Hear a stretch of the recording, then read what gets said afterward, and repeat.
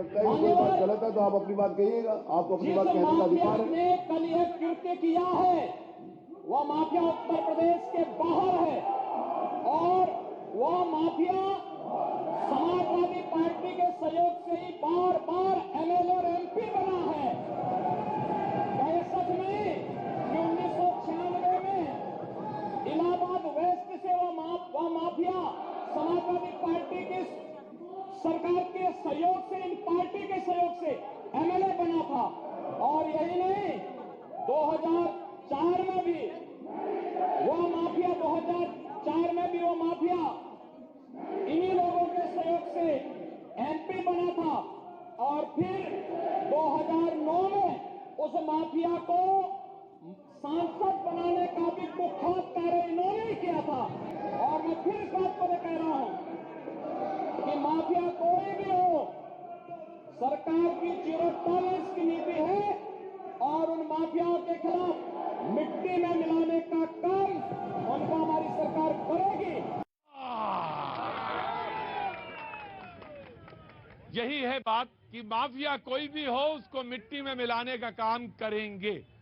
और उसी के तहत, और जिस माफिया का वो जिक्र कर रहे थे वो अतीक अहमद, जिसकी तरफ बार बार जिक्र था, समाजवादी पार्टी से उन्होंने कहा कि आप तंज कर रहे हैं, आपने तो एमएलए बनाया, उसको फिर एमपी बनाया, और आज आप मुझे कह रहे समाजवादी पार्टी को पहले point, and then I am coming to Congress. जी देखिए, जहां तक योगी जी की बात है, जो कह रहे थे कि समाजवादी पार्टी ने इसके पहले भी वो सांसद और विधायक रहे, निर्दलीय रहे, जिनके अतीक अहमद सहयोग से उन्होंने शब्द देखिए। दूसरा मैं कहूँ, खुद योगी जी पे कितने मुकदमे थे, अपनी फाइल मंगवाई और खत्म कर लिए। उप मुख्यमंत्री केशव प्रसाद मौर्य पे कितने थे, 1 दर्जन मुकदमे थे, 1 दर्जन मुकदमे खत्म कर लिए। कुलदीप सेंगर पे कितने, 34 मुकदमे। ब्रजभूषण शरण सिंह पे 84 मुकदमे, उन्हीं की पार्टी में है। ये कौन है, धनंजय सिंह कौन है, 40 मुकदमे।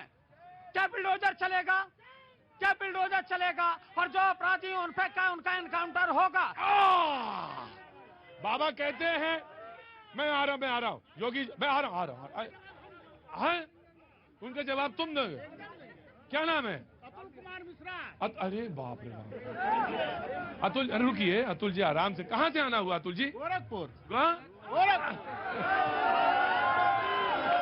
आ रहा हूं। मैं समाजवादी पार्टी ने बोला और इन्होंने कहा कि मैं जवाब देना। रुकिए अतुल जी इसको बंद करिए, आगे बटन बंद करिए। हाँ बोलिए। त्रिनेत्र है सर, ये जलाने के लिए शंकर जी का। हाँ। सर जी, क्या 84 मुकदमे केवल भाजपा की सरकार में हुए, सपा की सरकार में नहीं हुए? बताइएगा। मैं अरे अखिलेश यादव, मुलायम सिंह खुद अपराधी है।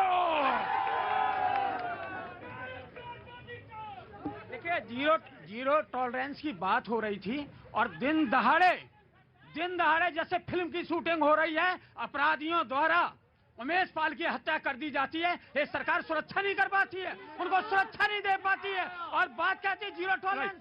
देखिए, एक तरफ कराते हैं हत्याएं और दूसरी तरफ करें हत्याएं क्यों हो रही है? और इसलिए योगी जी ने कहा है, चाहे वो कोई क्यों ना हो, जो भी लोग अत्याचारी करे हैं उनको मिट्टी पे मिला दिया जाएगा। जैसे 3 दिन पहले हत्या हुई, 2 दिन के अंदर एक गिरफ्तार हुआ और एक मिट्टी में मिल गया। गौरीगंज में अभी उसी के बाद 2 हत्याएं हो जाती हैं। ब्रजेश यादव एक और है, दोनों एक प्रधान रहा है, उसकी हत्या कर दी जाती है। इस सरकार में हो क्या रहा है? जी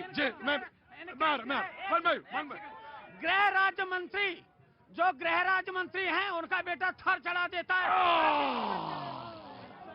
मैं सोच रहा था थोड़ी देर बाद सवाल पूछूं। अरे सुनिए गुरुजी, मैं सोच रहा था कि थोड़ी देर बाद सवाल पूछूं, लेकिन मैं सवाल पूछ ही लेता हूं।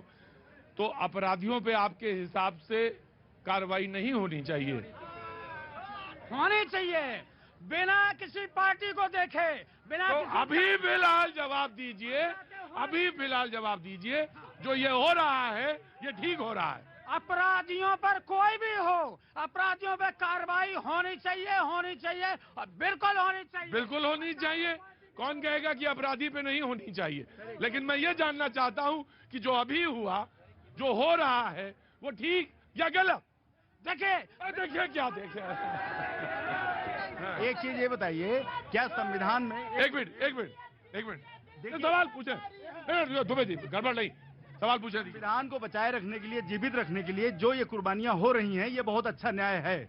लेकिन एक चीज ये बताइए, जब 18 साल के ऊपर एक व्यक्ति हो जाता है, उसको क्राइम में अगर वो चला जाता है, उसके माँ बाप और भाई का क्या दोष है कि उसको बेघर कर दिया जाता है, रोड पे ला दिया जाता है? ये ऐसा क्या पहले कभी संविधान में था? न्याय किया जाए, बहुत अच्छी सरकार है, सब कुछ ठीक है, लेकिन आप एक चीज का सवाल का जवाब दे दें कि अगर 18 साल के ऊपर का बच्चा क्राइम में अपने आप चला जाता है तो उसमें माँ बाप और भाई का क्या दोष है, जो रोड पर आ जाते हैं, बुलडोजर चला दिया जाता है बिना किसी न्याय के। जी, ये सवाल है जी, मैं आ रहा हूं इसका